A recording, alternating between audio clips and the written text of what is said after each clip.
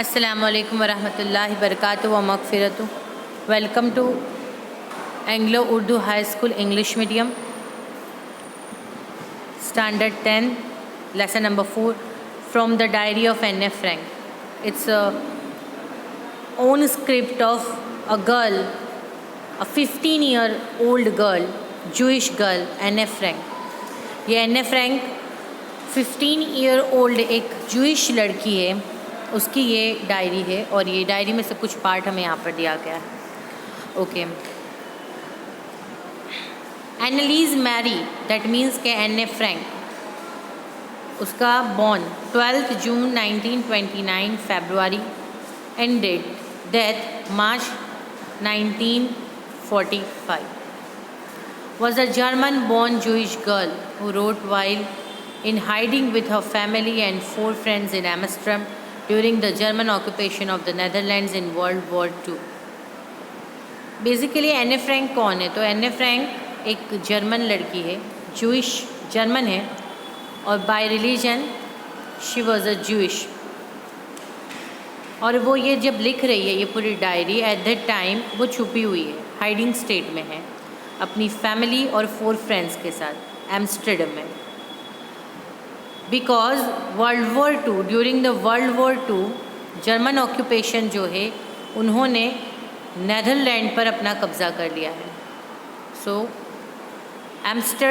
Amsterdam है जो Netherland की कैपिटल है, नेदरलैंड का, वहाँ पर ये छुपे हुए हैं सारे। Because at the time world war two जो नाजीज थे was inspired by the Hitler Nazi force, उन्होंने पूरे जर्मन पर कब्ज़ा कर लिया था। And at the time they were brutally killing the Jewish, so that's why this girl Anne Frank, her family and 4 friends were in a hiding state. ये छुपे हुए थे, अगर पता चल जाता ये जूइश है तो शायद इन्हें मार दिया जाता या कुछ और किया जाता इनके साथ। तो ये एम्स्टर्डम में छुपे हुए थे वर्ल्ड वॉर 2 में। Her family had moved to Amsterdam after the Nazis gain power in Germany. पहले ये जर्मनी में ही रिसाइड किया करते थे, but after Nazi war in Nazi army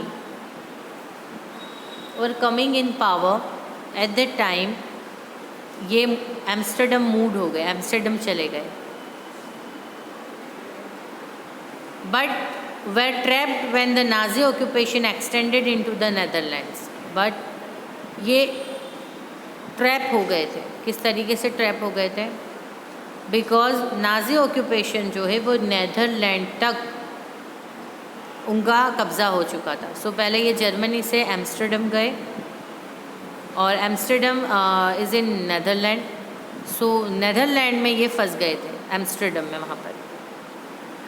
as persecution against the Jewish population increase, persecution that means के जुल्म, जिस तरीके से जूइश पॉपुलेशन के खिलाफ जुल्म बढ़ता गया, the family went into hiding in July 1942 in hidden rooms in her father Otto Frank's office building. So इन्होंने क्या किया? इन्होंने 1942 जुलाई में इनके जो फादर है ऑटो फ्रैंक, उनकी ऑफिस थी, वहाँ ऑफिस बिल्डिंग में कुछ हिडन रूम थे, यानी दैट मीन्स बंकर टाइप के, जिससे पता नहीं चले कि कोई यहाँ पर रहता है, ऐसा रिसाइड करता है। सो वहाँ पर ये सारे के सारे छुप गए। After 2 years in hiding, the group was betrayed and transported to the concentration camp system where Anne died of typhus in Bergen-Belsen within days of her sisters Margot Frank. 2 years they were reside in those hidden rooms, but after 2 years they will be discovered. Okay, ये group जो था वो पकड़ा गया, बहुत इनके ऊपर जुल्म हुआ और इनको कंसंट्रेशन कैंप सिस्टम थी कि जहाँ पर ये जितने भी जूइश थे वो जूइश को जाकर एक जगह पर डाल दिया जाता था और वहाँ उन पर जुल्म किया जाता था। तो वहाँ पर कंसंट्रेशन कैंप जो सिस्टम थी वहाँ पर ले जाया गया। वहाँ एने फ्रैंक की एक सिस्टर थी मार्गोट फ्रैंक, पहले उसकी डेथ हुई एंड आफ्टर डेथ एने की भी डेथ हो गई बिकॉज ऑफ टाइफस। और ये कंसंट्रेशन कैंप कहाँ था? ये था बर्गेन बेल्सन में। Her father Otto, the only survivor of the group, return to Amsterdam after the war end. 1945 at that year the World War II was be over. So ये पूरी family में से सिर्फ एक ही सर्वाइवर रहे थे, एक ही सिर्फ बच पाए थे, वो थे एने फ्रैंक के फादर ऑटो फ्रैंक। और वो एम्स्टरडम रिटर्न हुए जब वॉर कंप्लीट हो गई, to find that her diary had been saved. और वहाँ पर उन्हें वो एम्स्टरडम में उन्हें वो डायरी मिली। Convince that it was a unique record, he took action to have it published in English under the name of the diary of a young girl. जब उन्होंने वो रीड आउट की तो उन्हें पता चला कि ये एक रिकॉर्ड है, ये एक प्रूफ है, और इन्होंने ये यूनिक रिकॉर्ड को पब्लिश करने का सोचा और उसका नेम रखा। उसका टाइटल था the diary of a young girl.